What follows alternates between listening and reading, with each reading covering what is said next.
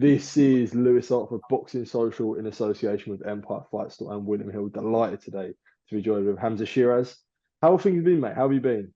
Yeah, all good, all good. Can't complain out here in LA. I've been here for 2 weeks, but I was here before that anyway. I was here for about 5 weeks, and then fight date got pushed back, so I had to go back to London for 3 weeks, and now we're back here just grafting away, early mornings, late nights, and that's it. Definitely. We'll touch on sort of America in a minute, but it's been a busy day full of fight announcements today. We've obviously seen AJ Wyatt get announced, and then we saw Oleksandr Usyk against Daniel Dubois. You were going to be a part of that. You're going to be on the undercard. Firstly, how was that sort of an experience for you to be on that undercard? And when you first got the call, what was your sort of feeling? Yeah, no. Firstly, listen, it's a great opportunity for myself to branch out. Do you know what I mean? Especially being my first time fighting outside of the United Kingdom. So yeah, no, I'm looking forward to it, and especially obviously Usyk being one of my many inspirations outside of the sport. It's an honor to be on his undercard, and you know, fight someone who fights at the level he fights at. It's only a dream of mine, and I've got aspirations to reach the same level that he's reached. Do you know what I mean? So being on the undercard, having a little insight to it, it'll be good. And like I said, the first one outside of the UK, and hopefully I'll bring a good army with me as well. Definitely. And as you said there about it being the first one outside the UK, you've fought a lot around the South East. You fought in York Hall, you've fought in the Brentwood Centre, so many sort of regional places. How good will it feel that you'll fight in front of such a massive stadium in Poland compared to what most boxers do when they come through, where they fight at the York Halls, they're making their way through there? Will it feel a nicer feeling knowing that you've gone from there to now a massive goal? I know you have bigger goals, I'm sure, to fight in stadiums one day, main event in, but would it still be a good feeling to sort of fight in a big stadium where you've been fighting around those sort of places? Yeah, no, it'll definitely be a great feeling. Definitely be a great feeling. But at the same time, from where I started in my pro journey, fighting at the Brentwood Centres, the York Halls, you got to earn your stripes. You got to earn your stripes to eventually fight in stadiums such as the one on August 26th. And although, like I keep saying, it's not in the UK and it's in Poland, it'll be definitely a different experience. But I'm all for it. At the end of the day, it is what it is. It's what boxing's about. And if you want to be great, and if you want to build your resume, you gotta branch out. And like I said, fighting these big stadiums, and like I keep saying, I'm definitely looking forward to it, because it's been ages since I last fought as well. Obviously, I had the hand surgery, and like touch wood, that's all gone well, and I'm just itching to get back in there. How will you sort of experience fight week? How do you say you experience a fight week? Because this one coming up is going to be so different to all the other ones. It's sort of about 6 weeks away now, and there'll be so much more differences in the fight week. Is it time to sort of, at times like this, whilst you have to be locked in, you actually have to enjoy the process, actually enjoy the experience with your whole team around you in a sort of different environment? The good thing about having the experienced team I've got with the likes of my coach Ricky, Chaz, they've been there, seen it, and done it before. So it's nothing new to my team. It may be new to me, but it's not new to my team. So it's almost like a comforting factor having them around, because they know the what's what, and they know the who's who's.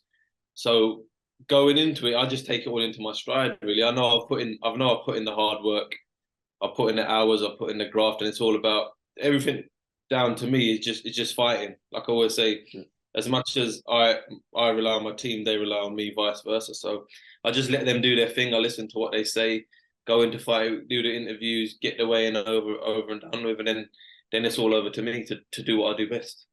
How was the hand surgery you just mentioned there? Was that sort of a worrying time for you, sort of, or was it good to get out of the way? No, after my last one, when I come back in the training room, I knew I've done something to it, because it's got the size of a balloon. But yeah, no, we got straight away. We sorted the issue out, got the surgery, and was back on the mender now. I'm back sparring, back hitting harder than ever. And like I said, August 26th, we'll be put to the test. Does it ever worry you sort of getting sort of hand surgeries? Because boxers are always saying about it's important to protect the hands. So when you go through one, do you ever get sort of worried after going that you don't want to sort of risk any permanent damage from your hands? It goes back to what I was saying about having a good team, doesn't it? If you've got people around you who know what they're doing, it makes you feel a lot more comfortable. If it was new to me, and if it was new to my team, and we didn't go to the best hand surgeon in the UK, then it might have been a bit worrying. But like I'm blessed. I've been blessed since day one to have these people around me, and like just we've put everything in practice to make sure the hands are right. And like I said, hopefully come fight night, it'll be spot on.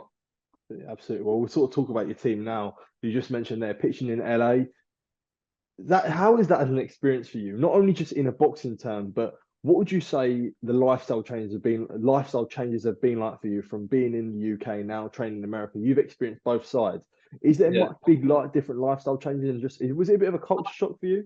Do you know what it is for me? The main thing is just probably being outside my comfort zone. To be honest with you, being outside my comfort zone and being comfortable in that outside of my comfort zone, if that makes sense. And I've always wanted to come here. I've always wanted to come here ever since I've been young. I've always set aspirations to come out here and to eventually just start my world title chase and finish my career here as well. So in terms of training, it's a lot for me. It's a lot more intense. It's a lot more focused because you got no distractions. You got no distractions. Even little things like if I was in England, you go out with your mates here and there, and you go home and you got the comfort of your home. You got the comfort of your family.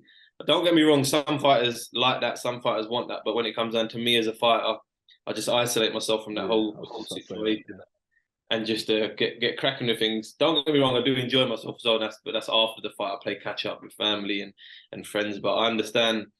But it's all about sacrifices if you want to get to the top, isn't it? And it's like when you first moved to sort of LA and moved to America, what was that like? Like getting used to the whole settings environment, not just in the gym, but like the outside sort of world. I know you do go back to the UK from time to time, but sort of have an experience of the LA life of an area like that, which can be sort of so crazy at times. Was it a hard thing to get used to, like the first couple of weeks? It definitely is. It definitely is, especially conversating with the locals around here and just certain little things and obviously the accent, certain pronunciations of certain words and whatnot. So it's just all these little things getting used to it. The boxing side of things, it wasn't that bad because listen, at the end of the day, when you walk into a boxing gym, you know everyone's the same. Everyone understands the same language in boxing, regardless of where you're from. But in terms of the local people and certain ways of life out here, I've definitely adapted to it now. And like I said, I've always lived a disciplined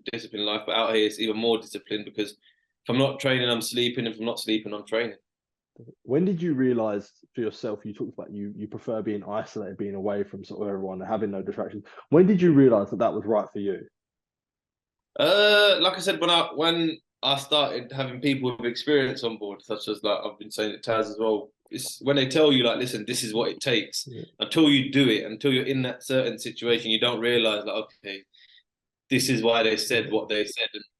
And results speak for themselves. And ever since I've been doing that, my performances have been getting better, and you're just in a better mental state as well. You know what I say? Boxing's 90% mental at the end of the day, so you're in a clear mental place, and you're able to think. And like I said, it's just away from all the little distractions. So would you say, from a standpoint, even like moving to America, a lot of it has improved your mental state in a way where you've already got it physically and you've already got the skills, but you've actually improved in a mental way? You mentioned there about being comfortable with being uncomfortable. So would you say a lot of the big move was sort of actually your game sort of in your mind and mentally, you're like 100 times better than you was when you was fighting, when you was training here? Yeah, 1,000,000%. Listen, if your mind's in the right place, your body's going to follow. Everything else is going to follow. It all starts up here. But yeah, listen, obviously I've added to my game physically. I've added to my game in all aspects of it. Even when you're chilling, just studying the theory side of boxing and whatnot. But yeah, like I said, it all starts up here. And like I said, once that's 100%, everything else is a lot easier. And obviously, you talk about sparring and training in America. One thing about America is the gyms are always so much more hostile. Like you go to a UK gym, whilst they can get hostile at times, it can be quite calm. But America, it's like everyone's almost trying to take you out, or people are trying to make a name of you, or all these sorts of things. Like, how do you deal with that as a fighter? And like I said, it's a more mental side when the high pressure situations come. You've sort of already had these reps already in the gym from sort of the crazy Americans that come in and train.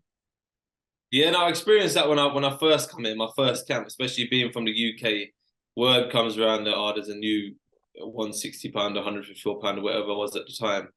And everyone just wants a bit of you. Everyone wants to spar you. Listen, you got any range from lightweights to cruiserweights. That whole range lining up to spar you. So you definitely get good work, but you got to earn your respect here. Listen, you have to. It's just the way of the boxing world out here. You got to earn your respect, and I've been doing that ever since I've been here. And once you start doing that, you know where you stand with everyone, and you know how it goes, and you start realizing you get your regular sparring partners and whatnot. So, like I said, everything's gone to plan, and yeah, like I said, I can use that. I can use that in the future. Do you know what I mean? I can say if I fight in away territory, for example, or in Poland, for example, Yeah, I've exactly. been in hostile territory. I know what it's about, and I know what it takes. Definitely. Would you say how do you deal with like the pressure in a way? Like I said, sort of people coming up, people lining to spar you, almost having that privilege in a way where you're now the man that people want to take out, and you have that anyway. You know, I'm sure you feel like you might have a target on your back anyway, and know you've got goals that you want to chase. But how do you deal with the pressure in a way of the eyes on you and people sort of wanting to deal with you and wanting to almost take stuff from you in a way? I I welcome it with open arms. I don't really see it as pressure. I welcome it with open arms. Listen, if you want a piece, I'm here at the end of the day. I'm not going nowhere. I'll be where I am. So I just take everything in my stride. I take everything in my stride. The only bit of pressure you probably get is fight week and fight night. But like I said, if you're prepared to the best of your ability, the rest I just leave in God's hands. To be fair, so yeah, when it comes to all of that, that's my outlook on it. Well, we're sort of going on to people that may have a target on your back and people that you're looking at. A fight that obviously got ordered was yourself against Denzel Bentley, your British title shot. Getting through this fight, is this something you definitely want a fight between you and Bentley where it could be massive, especially in this country? Yeah, no, listen, I'd be a fool to say no. I'd be a fool to say no because it's a massive domestic dust up. But British level, I believe I'm above that now. I believe I'm above that now. I want to become a world champion end of this year, early 24. So, listen, my main focus for now is August the 26th.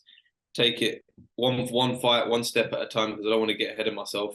But going back to your question, yeah, I believe personally, as I would be, I believe I'm levels above him. But I gotta prove that. Do you know what I mean? I gotta prove that. And you mentioned there about the world level at 160. What do you sort of make of the world level at 160? It's sort of in a bit of a, to be honest, me being honest and actually on my opinion, I think sort of middleweight is a bit in disarray, especially at the top level. Guys like Charlo, Janabek, all these sorts of guys are sort of in disarray. So what do you think of it as a world level, especially for you coming up? There's a lot of people that you could be taking out. Yeah, no, for me coming up, it's the perfect division to be in because it's there for the taking. No one's actually dominating the division and at the minute. But if you look at the caliber of fighters who will be there in the next 2 to 3 years, you know, in about 3 years, that Yeah, division is going to exactly. Yeah. be the division. So at the minute, it's all there for the taking, and I'll definitely be one of the candidates leading the way to hopefully take over the 160 division. But we'll see in about 2 to 3 years who's really about it in the 160 division. Absolutely. Hamzah, I just wanted to say I really appreciate your time talking to me. It's been good to chat to you, and all the best for August 26th, mate. Cheers, man. Thank you. Thank you for your time. Thank you, mate. I appreciate it. Thank you.